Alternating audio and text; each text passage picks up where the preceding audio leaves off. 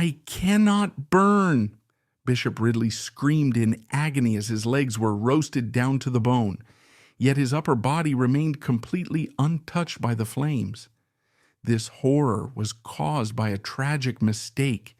His brother-in-law had packed the wood too tightly around Ridley's feet, trying to help him die faster.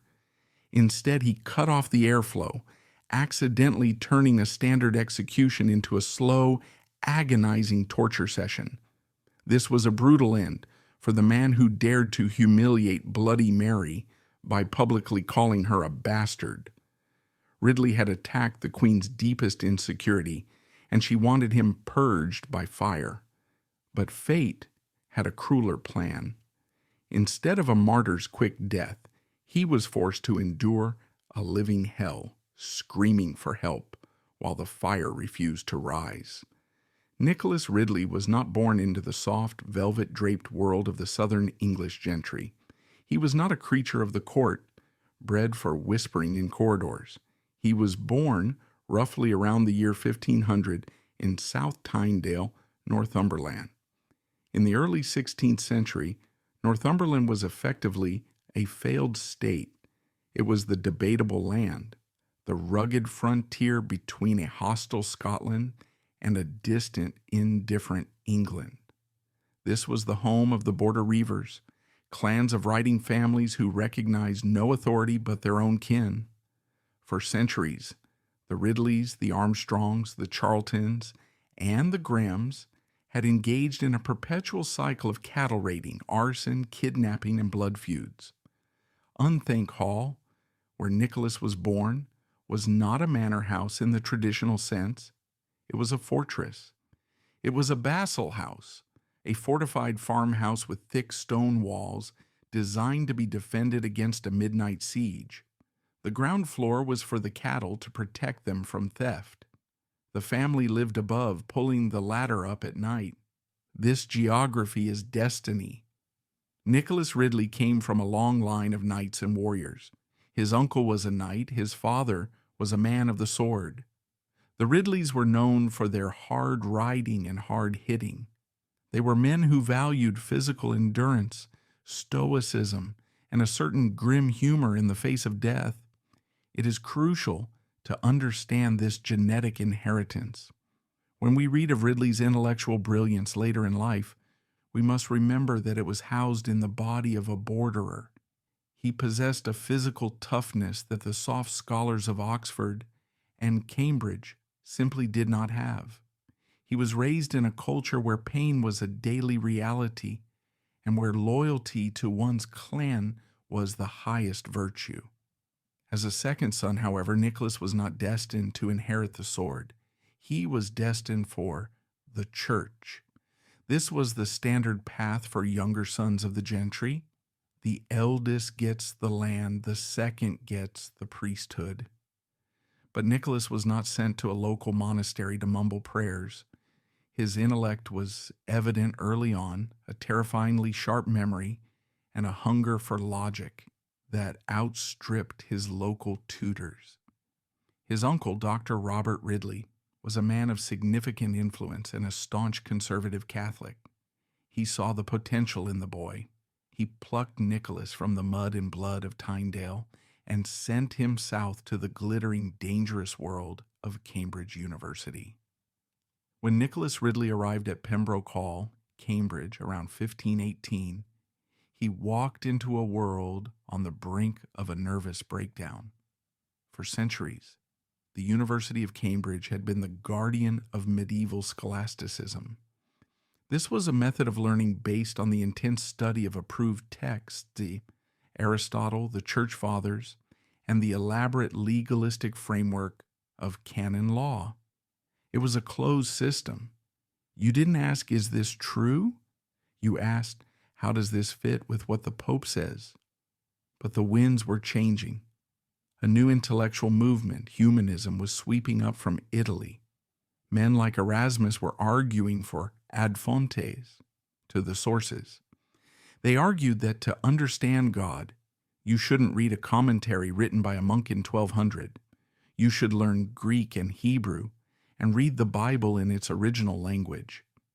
Ridley took to this new learning like a starving man to a feast. He was a linguistic prodigy. He mastered Latin, then Greek. He would later be known to wander the orchards of Pembroke Hall, memorizing the epistles of St. Paul in the original Greek until he could recite them backward and forward. This act of memorization was not just a parlor trick. It was a spiritual transformation.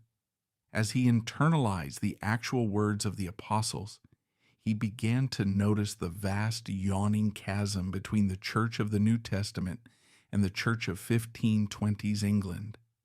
In the Bible, he saw humble fishermen and communal meals. In England, he saw a church of immense wealth, political power, and complex rituals that, to his logical mind, seemed to have no basis in the text. However, Ridley was not a revolutionary, not yet. He was a cautious man. Unlike some of his contemporaries, who were hot-headed radicals, Ridley was a lawyer at heart. He needed proof. He needed to be sure. Throughout the 1520s, he remained a dutiful son of the church, even ordained as a priest. He went to the Sorbonne in Paris to continue his studies. But while he was in Paris, something happened in Germany that would shatter the world. A monk named Martin Luther had not just questioned the church, he had set fire to it. By the late 1520s, Cambridge had become the entry point for the Lutheran heresy. The port of King's Lynn was nearby, and merchants were smuggling in barrels of forbidden books hidden under layers of grain and cloth. There was a tavern in Cambridge called the White Horse Inn. It was a nondescript place, but it had a back door that allowed scholars to enter unseen from the colleges. It became known as Little Germany. It was here that the future architects of the English Reformation gathered to drink ale and whisper treason. Thomas Bilney, Robert Barnes, Hugh Latimer, these were men who were drunk on the idea of sola fide, justification by faith alone. Ridley was drawn to this circle, but he stood slightly apart. He was the skeptic in the room. He listened to their arguments, dismantled them, and forced them to rebuild them stronger. He was sharpening his mind against the whetstone of their passion. It was here he met Hugh Latimer. Latimer was Ridley's opposite. Where Ridley was cool, academic, and precise, Latimer was earthy, emotional, and fiery. Latimer was a preacher of the people.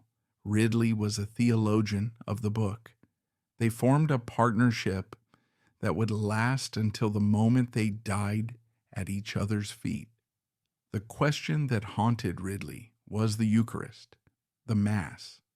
The Catholic Church taught transubstantiation, the belief that when the priest blesses the bread and wine, its substance miraculously changes into the actual physical flesh and blood of Jesus Christ, even though it still looks and tastes like bread and wine. To deny this was the supreme heresy. It was to deny Christ's presence. Ridley, with his obsession for logic and his knowledge of Greek, began to struggle with this. He read a banned book by a 9th century monk named Ratramnus.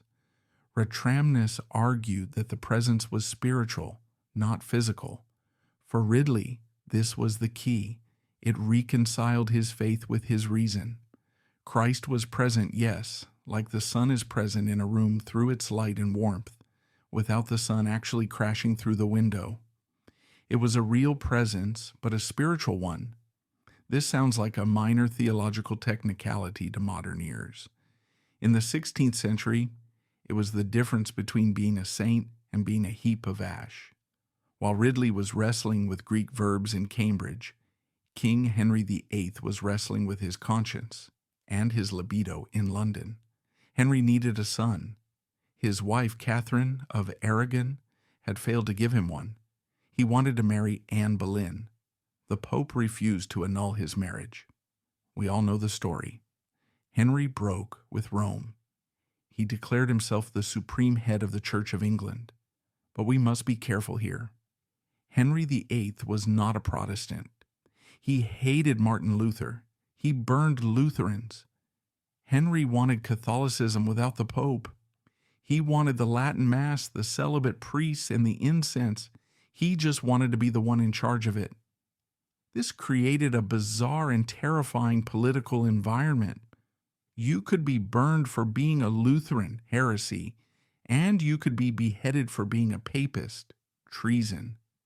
You had to walk a razor's edge of conformity to the king's specific, evolving, and often contradictory personal theology. For Nicholas Ridley, this was an opportunity. Henry needed intellectuals to justify his break with Rome. He needed scholars who could comb through ancient history and prove that the Pope had no authority over England. Ridley was perfect for this. In 1534, the University of Cambridge was asked to rule on the authority of the Pope.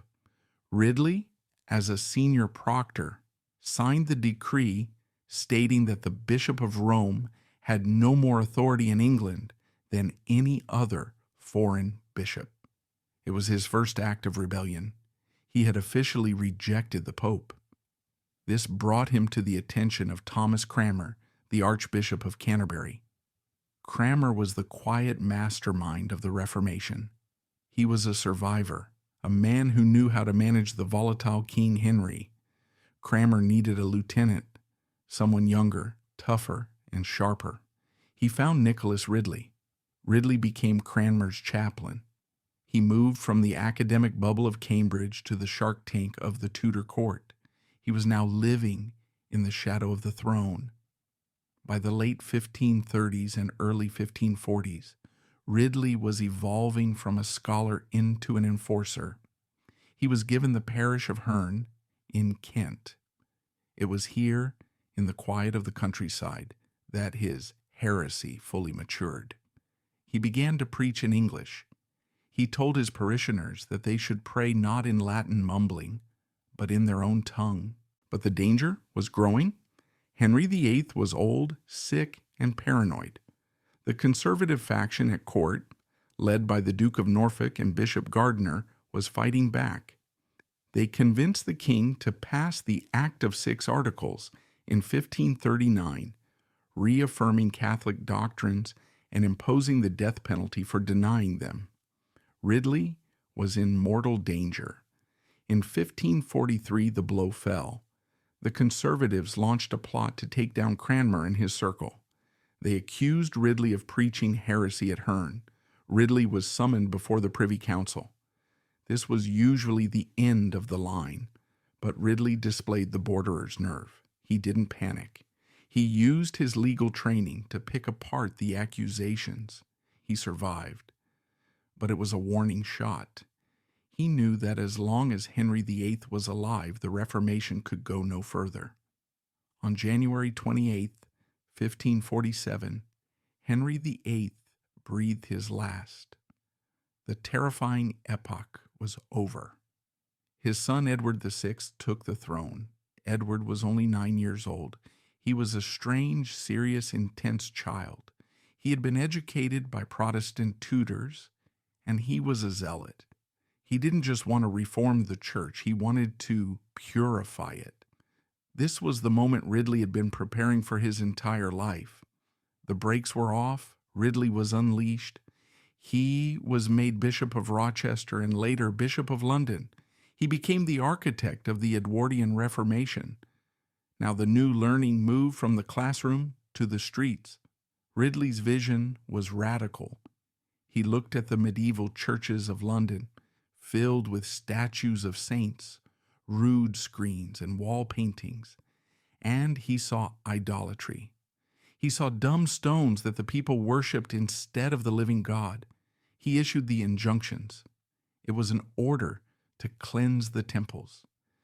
Imagine the scene in London in 1548. Gangs of men, authorized by the bishop, entering the ancient churches. They pulled down the statues. They whitewashed the colorful frescoes. They smashed the stained glass, replacing it with clear glass so the light of Scripture could shine in. To the devout Catholics of England, This was a cultural apocalypse. To Ridley, it was a liberation, but his most controversial act was the War of the Altars. Ridley argued that the Mass was not a sacrifice, but a communion, a supper. Therefore, you didn't need an altar, you needed a table. In 1550, he ordered every stone altar in the Diocese of London to be torn down. These were heavy, consecrated slabs of stone that had stood for hundreds of years. They were broken up and used to pave the floors or build walls. In their place, Ridley demanded simple wooden tables be placed in the center of the choir. This changed the physical geography of worship. The priest no longer stood with his back to the people, whispering into the stone. He stood at the table facing the congregation, speaking English. Ridley was physically changing the way people encountered God. He was forcing them to look at each other, not at the magic of the host. However, Ridley was not a chaotic revolutionary. He was a man of order. He believed in the crown and the state. This put him on a collision course with the Puritans, the radicals, who wanted to destroy everything that smelled of Catholicism. The clash came with John Hooper, a firebrand who refused to wear traditional vestments, calling them popish rags. Ridley stood firm. To him, the clothes were adiaphora, things indifferent. They didn't save you and they didn't damn you, but the king had ordered them to be worn for the sake of dignity and order. To disobey was to disobey the king. Ridley and Cranmer actually had Hooper imprisoned to force him to submit. It showed the steely side of Ridley's character. He was a reformer, yes, but he was an authoritarian. He would not tolerate dissent from the Catholics, nor would he tolerate anarchy from the radicals. By 1553, Nicholas Ridley was one of the most powerful men in England. He was the Bishop of London. He was a close advisor to the king. He was rewriting the laws of God and man, but he had forgotten the first rule of the borderlands. Never turn your back on the horizon. A storm was coming from the east. In the spring of 1553, the young King Edward VI began to cough. The tuberculosis that had ravaged the Tudor line took hold of the teenage monarch. The Reformation was in peril. Edward was unmarried and childless. By the laws of succession established by Henry VIII, the heir was his older sister Mary. Mary Tudor, the daughter of Catherine of Aragon, a woman who had spent decades in the shadows, clinging to her mother's rosary beads, nursing a burning hatred for the men who had declared her a bastard and her faith a heresy. If Mary took the throne, Ridley knew he was dead. But more importantly to him, he believed the gospel would die in England. Desperation took hold of the Protestant council. They hatched a plot, a treasonous, terrifying plot, to alter the succession. They would bypass Mary and give the crown to a distant cousin, a staunch Protestant teenager named Lady Jane Grey. Ridley was not the mastermind of the plot, but he was its moral voice. He had to choose between his loyalty to the Tudor bloodline and his loyalty to the Protestant cause. He chose the cause. On a warm Sunday in July 1553, the fate of the Reformation hung in the balance. With King Edward dead and the city in a panic, Nicholas Ridley stepped into the pulpit at Paul's Cross. A sea of anxious faces looked up at him. Ridley took a breath, looking out at the city he had tried to purify. He knew the risks. He knew the stakes. And in that moment, he decided to throw the dice. His voice rang out across the square, delivering the most dangerous sermon of his life. He did not preach peace. He preached war. He declared that Mary and her sister Elizabeth were illegitimate.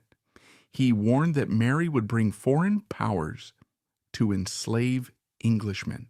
He committed high treason in front of thousands of witnesses, staking his life on Lady Jane Grey. The words left his mouth, and he expected a roar of approval. London was a Protestant city. He had spent years purging its churches. He expected the people to rise up against the threat of a Catholic queen. Instead, as the echo of his voice faded into the humid London air, he was met with a terrifying sound: silence. The crowd dispersed in a sullen, anxious quiet. The gamble was over before the dice had even stopped rolling. Ridley realized too late that he had mistaken the silence of the crowd for agreement, when in fact it was the silence of fear. As the sun set on that Sunday, the shadow of the axe was already lengthening toward him. Ridley had gambled everything on the Duke of Northumberland's power play, and within hours he knew he had lost. The reports began to filter in. Mary was not hiding in fear. She was riding. She was gathering an army in East Anglia, and the nobility of England, Catholic and Protestant alike, were flocking to her banner. They were choosing legitimacy over theology. The 9 days' wonder was collapsing, and Nicholas Ridley, the Bishop of London, was standing alone on the wrong side of history. Panic gripped the council. The Duke of Northumberland marched out with an army to intercept Mary, but his men deserted in droves. The councillors in London, realizing the wind had changed, frantically flipped their allegiance. They declared Mary the rightful queen. Ridley was left exposed. He had a choice: run or beg. A lesser man might have fled to the continent, joining the exiles in Geneva or Frankfurt. Ridley did not run. Perhaps it was his borderer's pride, or perhaps it was a naive belief in the power of his own eloquence. He decided to ride to Framlingham Castle in Suffolk, where Mary was holding court, to throw himself at her feet. He rode hard, covering the distance in days. He arrived at the Queen's camp not as a fugitive, but as a bishop, wearing his vestments. He hoped to appeal to her as a subject to his sovereign. It was a fatal miscalculation. Mary did not see a bishop. She saw the man who had called her a bastard in the public square.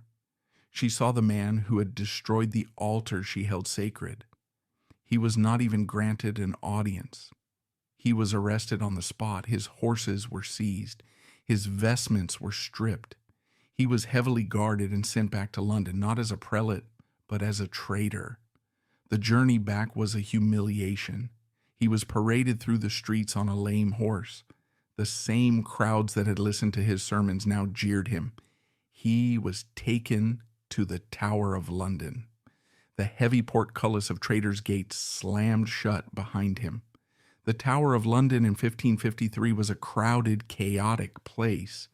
Mary's government was rounding up the ringleaders of the Jane Grey coup. The prisons were overflowing. In a twist of irony that only history could script, Ridley was initially placed in the Garden Tower, now the Bloody Tower. Because space was so tight, the jailers forced the bitterest enemies to share cells. Ridley found himself locked in with the very men he had displaced: Stephen Gardiner, the Bishop of Winchester, and Edmund Bonner, the former Bishop of London, whom Ridley had replaced. These were the titans of the conservative faction. Gardiner and Bonner were fierce Catholics who had suffered under Edward VI. Now they were on the rise, and Ridley was the prisoner. We can only imagine the conversations in that cramped stone room. Gardiner, the wily politician, likely gloated over the turn of the wheel. Bonner, a man known for his physical brutality and hatred of heresy, must have looked at Ridley with predatory eyes. Yet Ridley remained intellectually combative. Even in prison, he refused to concede. He invited his fellow prisoners to debate the Eucharist. He treated the Tower like a university common room. But the dynamic soon changed. After the rebellion of Thomas Wyatt in early 1554, a failed Protestant uprising that sealed the fate of Lady Jane Grey, the Tower was cleared of political prisoners. To make room for the rebels, Ridley was moved to the Devereux Tower. There, he was reunited with his true brothers in arms, Hugh Latimer, the old preacher, and Thomas Cranmer, the Archbishop of Canterbury. John Bradford, a young and fiery preacher, who was like a son to Ridley, was also there. For a few months, this cell became the holiest place in England for Protestants. They spent their days reading the New Testament aloud. They prayed together. They fortified each other for the death they knew was coming. Ridley wrote later of this time, "We were never so merry nor so joyful as when we were in the tower together."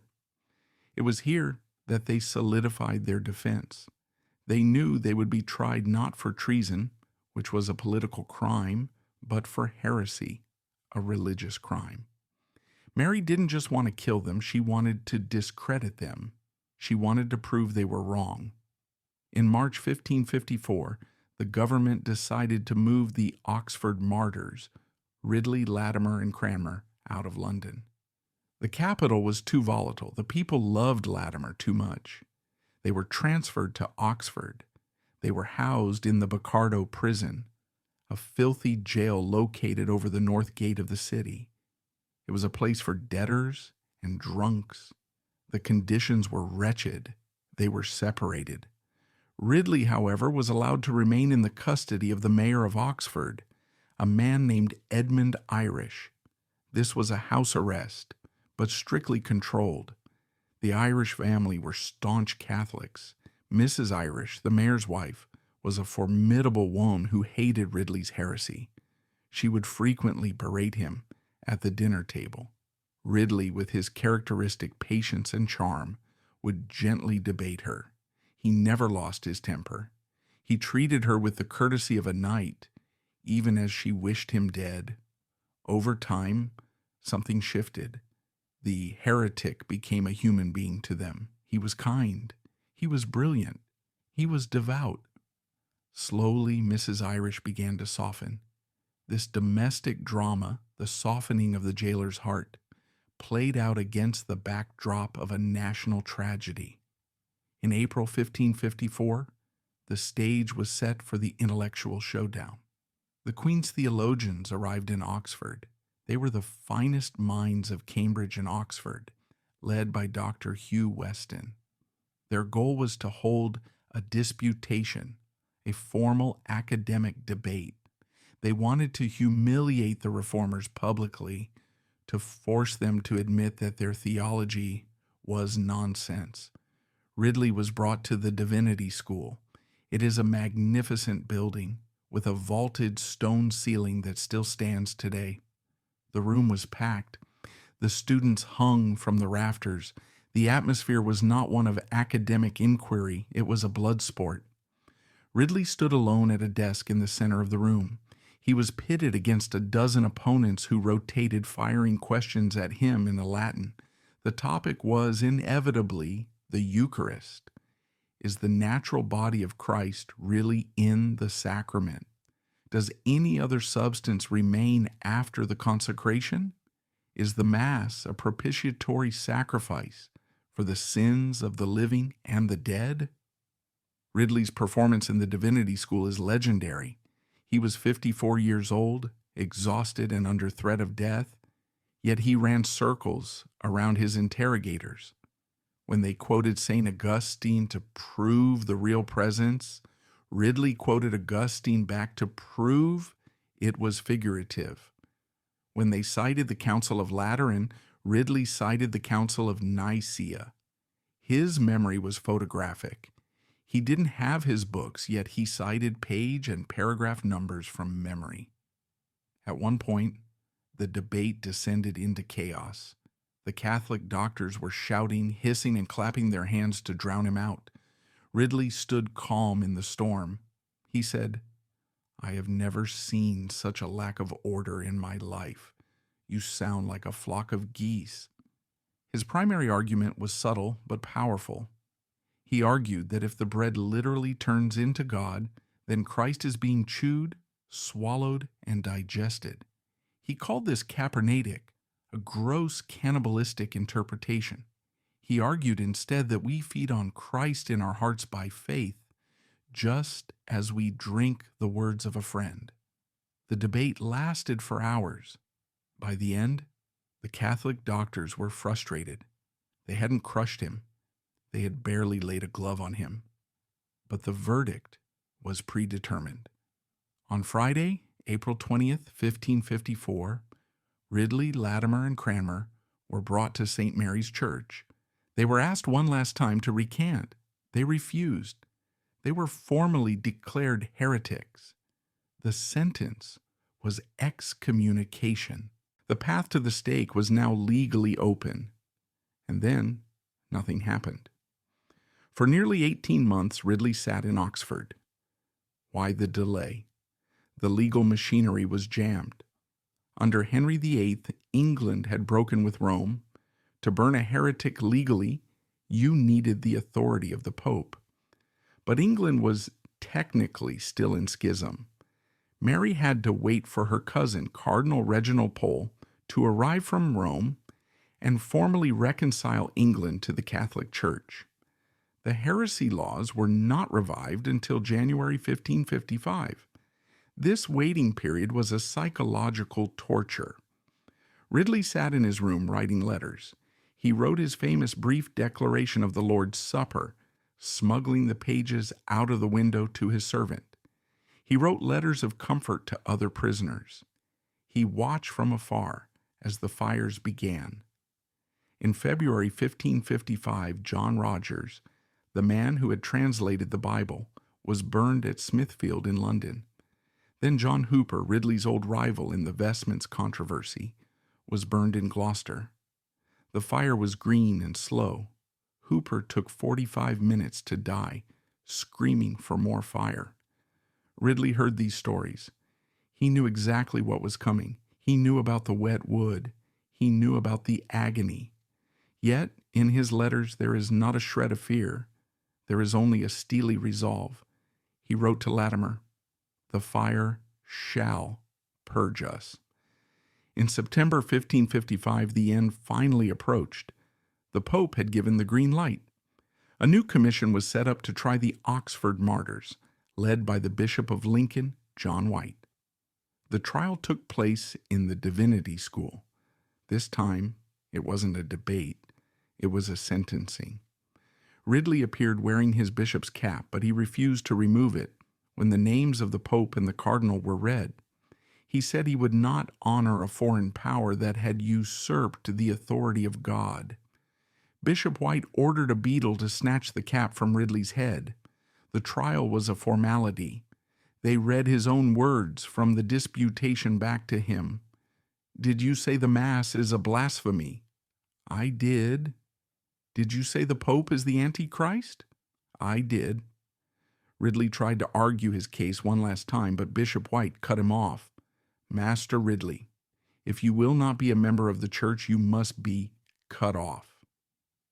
On October 1st, 1555, he was condemned, but before he could be handed over to the secular arm, the sheriff, for execution, he had to be degraded. The ceremony of degradation is a chilling ritual. It is the spiritual reversal of ordination.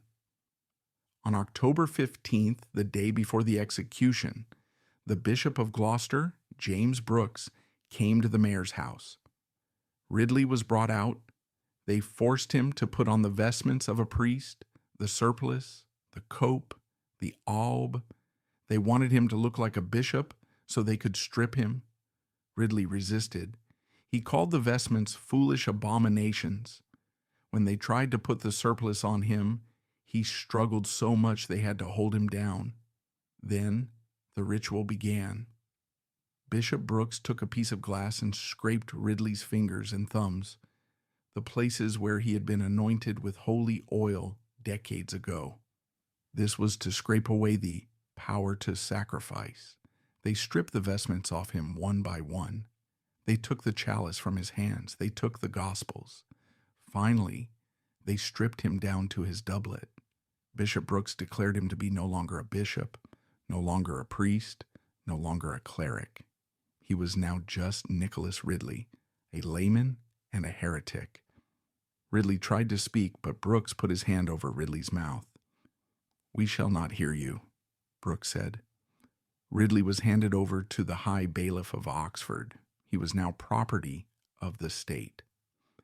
That night, the night of October 15th, the mood in the mayor's house was surreal. Most men, knowing they would be burned alive at dawn, would be prostrate with terror. They would be fasting, confessing, or weeping. Nicholas Ridley ordered dinner. He sat down with the Irish family. He was remarkably cheerful. His brother-in-law, George Shipside, was there, his eyes red with weeping. Ridley looked around the table and said, "I pray you, be at my marriage tomorrow." Mrs. Irish, the mayor's wife who had once hated him, broke down in tears. "Oh, Master Ridley," she sobbed, "I cannot bear it." Ridley comforted her. He spoke of the fire not as an execution, but as a bed of rest. He said, "Though my breakfast shall be somewhat sharp and painful, yet I am sure my supper shall be more pleasant and sweet." He was displaying that borderer's grit, the stoicism of the unthank hall knights. But he was also displaying a profound spiritual peace. He had fought the logic battles. He had fought the political battles. Now there was nothing left to do but die well. As the candles burned down, his brother-in-law George pulled him aside. George had a plan. He had visited the powder maker. He had bags of gunpowder. Ridley didn't reject the idea. He was a practical man. If the powder could speed him to heaven, so be it. He went to his room. He didn't pace. He didn't scream. He slept. The candles flickered out in the mayor's house, and the bishop slept the sleep of the just. But outside in the wet ditch opposite Balliol College, there was no rest. The hammering had already begun. The workmen were driving the stake into the Oxford mud, and the heavy carts were arriving with the wood that would end it all. The intellectual battles were finished. The books were closed. Now the story would move from the library to the slaughterhouse. The stage was set for a performance that would require more than just faith. It would require an endurance that no theology could teach. The morning of October 16th, 1555, dawned over Oxford with a heavy, gray dampness. The city, usually a place of quiet study and Latin whispers, was vibrating with a grim energy. The streets were packed. Lord Williams of Thames had been ordered by the Queen to bring a retinue of armed men to keep the peace, fearing that the students or the townsfolk might riot to save the condemned men. But the crowd wasn't there to riot. They were there to witness a tragedy. The ditch outside the city walls, the dry moat opposite Balliol College, had been transformed into a stage. A single stout post of oak had been driven deep into the mud. Iron chains hung from it. Piles of faggots, bundles of sticks, logs, and straw lay in heaps nearby. For Nicholas Ridley, the waiting was over. The intellectual debates in the divinity school were finished. The legal wrangling was done. All that remained was the physics of fire and flesh. He woke early. He dressed with meticulous care. While Hugh Latimer, his companion in death, dressed in a worn-out frieze frock and a nightcap, looking every inch the frail old man he was, Ridley chose to dress like a prince of the church. He put on a black gown furred with velvet, a tippet of velvet furred with sables, and a velvet nightcap. He walked to his death not as a criminal, but as a bishop going to a synod. It was a final act of defiance. They had stripped him of his office in the degradation ceremony, scraping his fingers and pulling off his vestments. But they could not strip him of his dignity. He would die in velvet. The procession began. Ridley walked between the mayor, Edmund Irish, and an older man. As he passed the Bocardo prison, he looked up. He knew Thomas Cranmer, the Archbishop of Canterbury, was being held there. Ridley hoped to catch his eye, to wave a final farewell to the man who had been his mentor and friend. But Cranmer was reportedly busy debating with a Spanish friar, or perhaps he couldn't bring himself to look. Ridley saw no face at the window. He sighed and walked on. Ahead of him, stumbling slightly, was Hugh Latimer. The old man was moving as fast as his age allowed. Ridley ran forward to catch him. He embraced Latimer and kissed his cheek. "Be of good heart, brother," Ridley said, his voice loud enough for the guards to hear. "God will either assuage the fury of the flame or else strengthen us to abide it." They reached the stake. Ridley walked up to it, knelt in the mud, and kissed the wood. It was a gesture of supreme submission, not to the Queen, but to the will of God. He then stood and raised his hands to heaven. Before the fire could be lit, there was one final ritual, the sermon. It was customary for a Catholic theologian to preach at the execution, explaining to the crowd why these men had to die. The task fell to Dr. Richard Smith, the Vice-Chancellor of Oxford University. He chose a text from St. Paul's letter to the Corinthians. "Though I give my body to be burned, and have not charity, it profiteth me nothing." It was a cruel choice. Smith argued for 15 minutes that Ridley and Latimer were dying not as martyrs, but as desperate men possessed by the devil. He told the crowd that their bravery was nothing but stubborn pride. He compared them to Judas Iscariot. Ridley listened intently. He was a debater to the end. He was mentally composing his rebuttal. When Smith finished, Ridley knelt before the Royal Vice-Chancellor, Lord Williams. "I beseech you, my lord," Ridley said, "even for Christ's sake, that I may speak but 2 or 3 words." Lord Williams looked at him with pity, but shaking his head. The orders from Queen Mary were strict. No speeches. Heretics were known to be persuasive.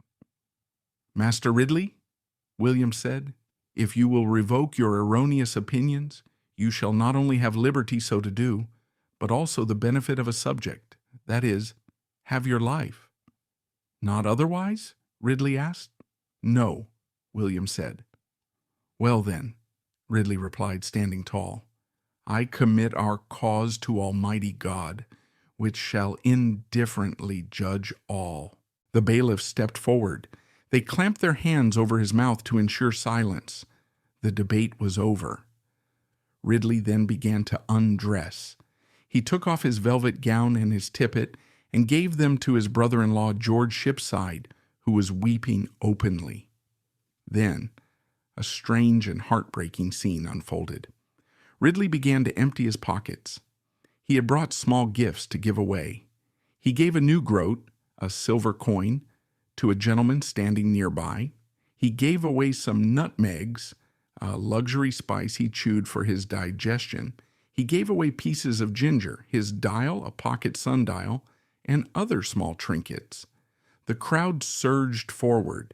These were not ghouls seeking souvenirs of a dead man. They were believers seeking relics of a saint.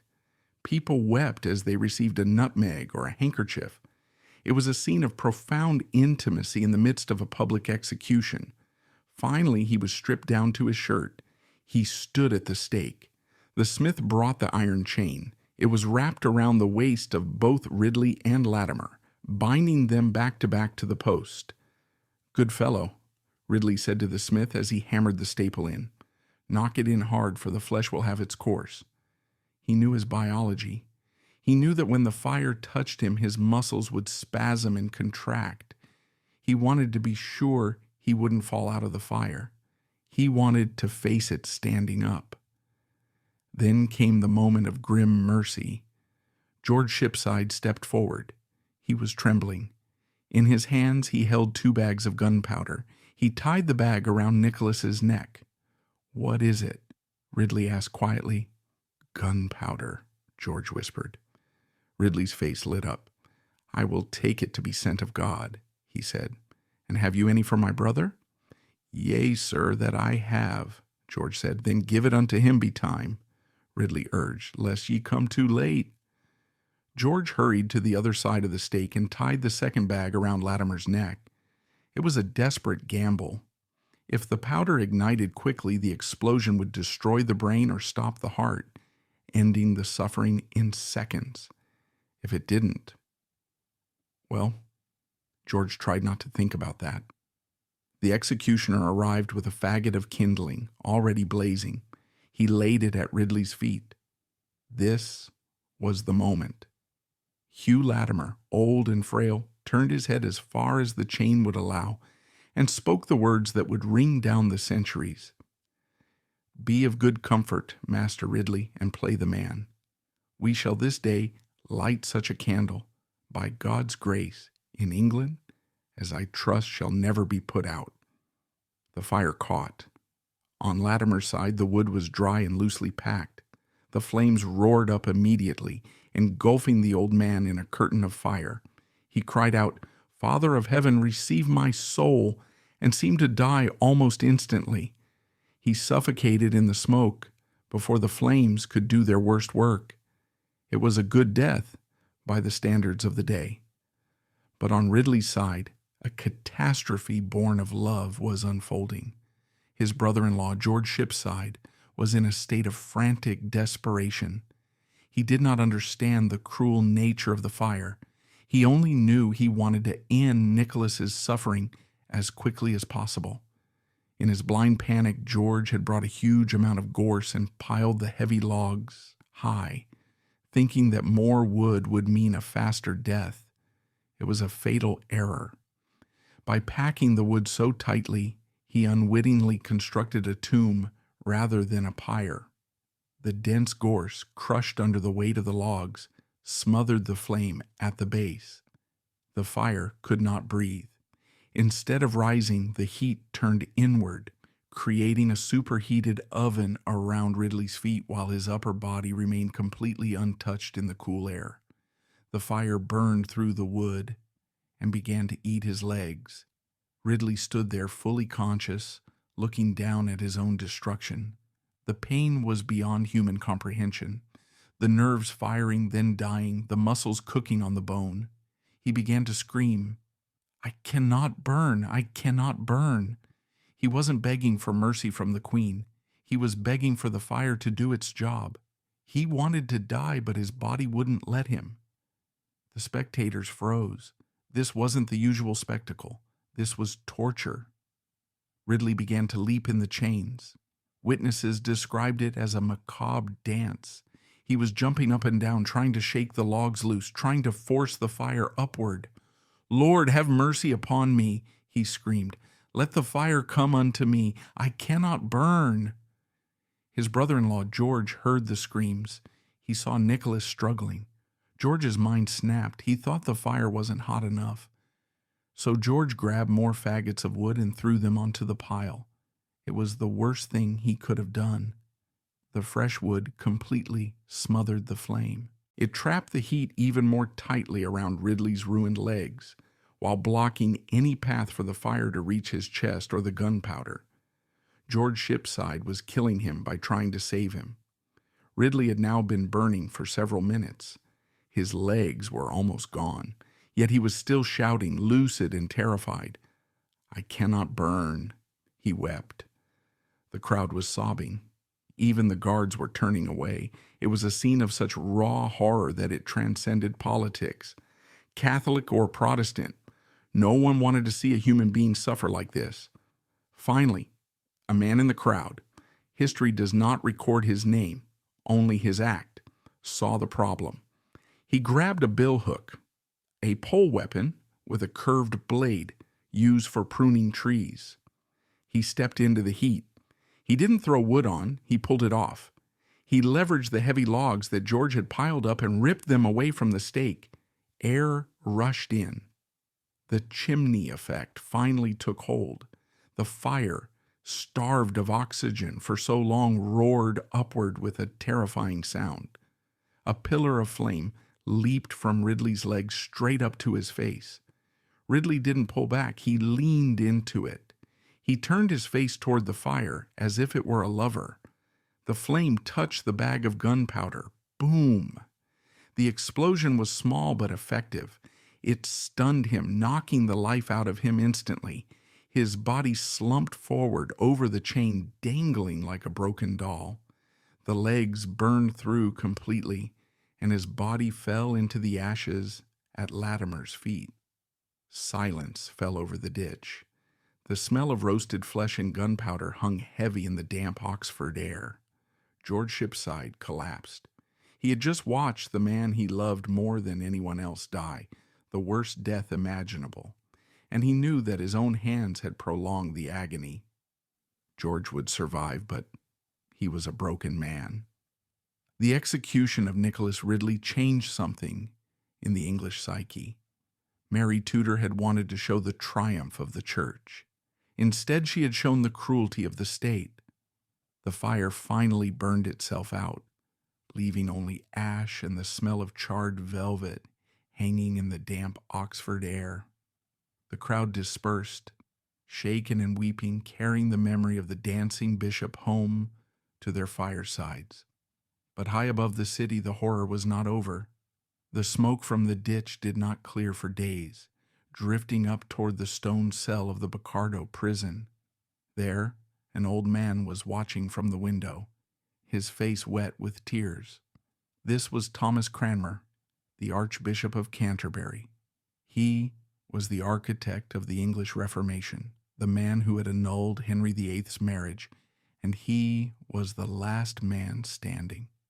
Legend says that from the roof of the prison, he had seen Latimer collapse and Ridley dance in the agony of the flames. He had fallen to his knees, crying out to God for mercy, not for them, but for himself. Cranmer knew something that the crowd did not. He knew that he was not made of the same iron as Nicholas Ridley. Ridley was a borderer, a fighter, a man of certainty. Cranmer was a scholar, a diplomat, a man of compromise. He was terrified of pain. Queen Mary knew this too. She had burned Ridley and Latimer to punish their bodies. But for Thomas Cranmer, she had a different plan. She didn't just want to kill him, she wanted to break him. She wanted the man who created the Church of England to destroy it with his own hand before he died. The physical war was over. The psychological war was about to begin. To understand the unique cruelty reserved for Thomas Cranmer, we must look at the personal history of Queen Mary I. Ridley and Latimer were heretics to her, yes, but Cranmer was the villain of her life story. It was Cranmer who had sat in judgment over her mother, Catherine of Aragon. It was Cranmer who had declared her parents' marriage incestuous and invalid. It was Cranmer who had legally declared Mary a bastard. In Mary's eyes, every humiliation she had suffered for 20 years could be traced back to the pen of Thomas Cranmer. Burning him wasn't enough. If he died a martyr, he won. Mary needed him to recant. She needed the Archbishop of Canterbury to stand before the world and say, "I was wrong. The Pope is the true head of the church. The Mass is real. My life's work was a lie." If she could get him to do that, the Reformation would collapse. The candle that Latimer had lit would be snuffed out by the man who made the candle in the first place. After Ridley died, the treatment of Cranmer changed drastically. He was removed from the filthy Bocardo prison. He was moved to the deanery of Christ Church, a luxurious palace. He was given good food. He was allowed to walk in the beautiful gardens. He was treated with deference and respect. He was visited by Spanish friars who were gentle, intellectual, and persuasive. They played on his fears. They told him, "Look at Ridley. Do you want to die like that, screaming in a ditch? You're an old man, Thomas. You cannot handle the fire." They played on his loyalty. Cranmer had always believed in the royal supremacy, that the king or queen was God's representative on earth. They argued, if Queen Mary is your sovereign, and she commands you to be Catholic, isn't it a sin to disobey her? It was a brilliant, insidious trap. They used his own theology against him. Slowly, the isolation and the fear did their work. Cranmer began to crack. Between January and March 1556, Thomas Cranmer signed not one, but 6 separate recantations. The first ones were vague submission to the Queen's authority, but the friars pushed harder. They wanted specifics. They wanted him to deny Luther. They wanted him to affirm transubstantiation. They wanted him to call the Pope the supreme head. Broken, terrified, and desperate to avoid the fire, Cranmer signed them all. By the 6th recantation, he was groveling. He wrote, "I, Thomas Cranmer, anathematize every heresy of Luther and Zwingli. I submit myself to the Catholic Church and to the Supreme Pontiff." It was a total surrender. The Queen had won. The man who wrote the Book of Common Prayer had just thrown it into the garbage. In London, the government rushed to print the recantations. They were distributed across Europe. It was a propaganda coup of massive proportions. The arch-heretic had folded. Logic dictates that if a heretic recants, his life is spared. That was the law, that was the deal. But Queen Mary was not operating on logic. She was operating on vengeance. Despite Cranmer's total submission, despite his groveling, she signed his death warrant anyway. She decided that while his soul might be saved by his recantation, his body must still burn for the sins he committed against her mother. It was a fatal political mistake. By burning a man who had already recanted, she broke the unspoken contract of the Inquisition. She revealed that this wasn't about religion. It was about hate. But she made one final demand. On the morning of his execution, Cranmer was to speak at St. Mary's Church. He was to read his recantation out loud to the people of Oxford, to confirm that he died a good Catholic. Mary wanted one last public humiliation. She was about to get a surprise that would shake England to its core. March 21st, 1556, a rainy Saturday. Cranmer was led from the prison to St. Mary's Church. He was a broken man.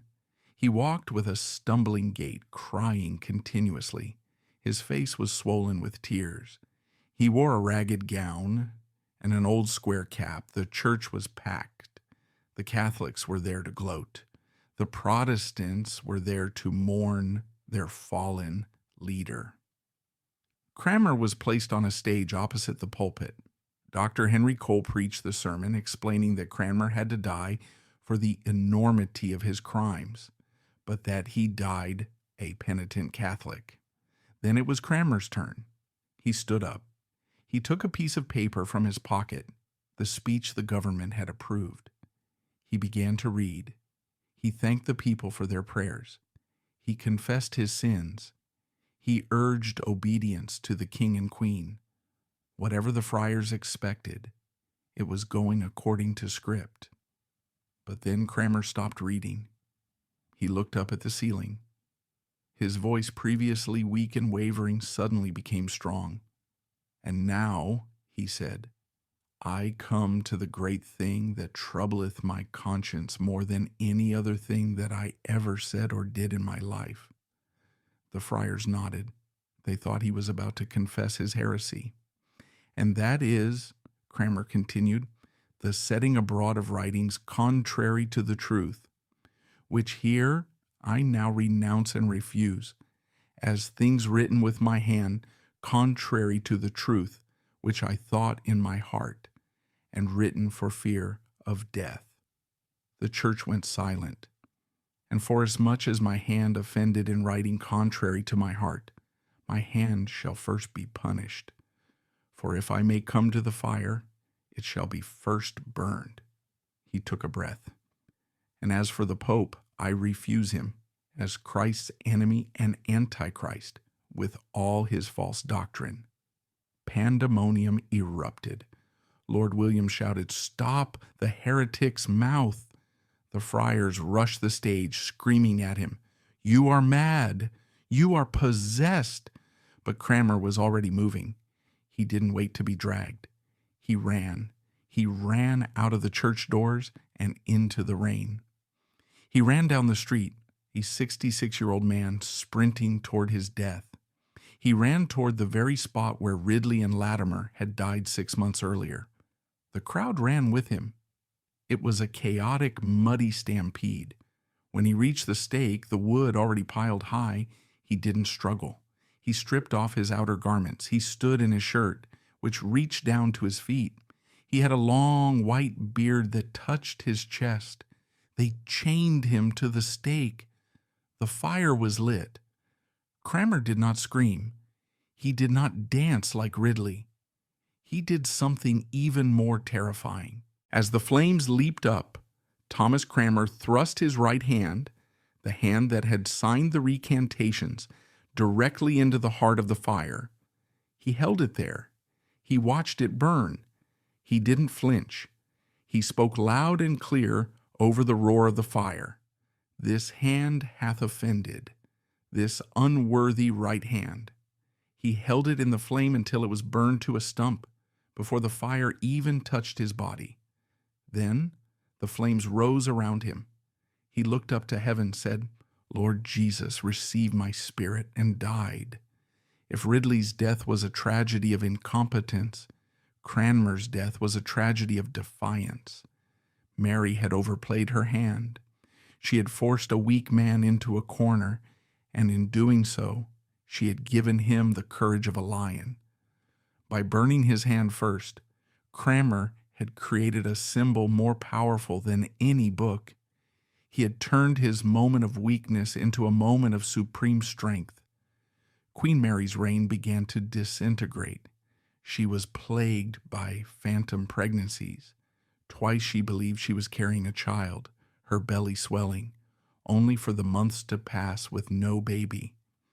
The people whispered that God was punishing her for the fires. In 1558, England lost Calais, its last possession in France. Mary famously said, "When I am dead and open, you shall find Calais lying in my heart." But it wasn't Calais that killed her. It was the smoke of Smithfield, of Gloucester, and of Oxford. She had burned nearly 300 people in less than 4 years. She had turned England into a graveyard. On November 17th, 1558, Queen Mary died. She was only 42. Her half-sister Elizabeth, the daughter of Anne Boleyn, ascended the throne. With Cranmer's death, Mary's victory turned to ash. She had burned the bodies of the martyrs, but she had inadvertently cemented their cause. The story of Ridley's agony and Cranmer's defiant hand was immortalized by John Foxe in his Book of Martyrs, becoming a bestseller that sat alongside the Bible in every English church.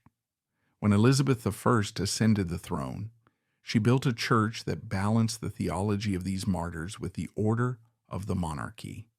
Today, the Martyrs Memorial in Oxford stands as a testament to that terrible October. Latimer provided the prophetic voice, Ridley the intellectual steel, and Cranmer the human redemption. The candle they lit that day was never put out. It became the fire that forged the modern English identity.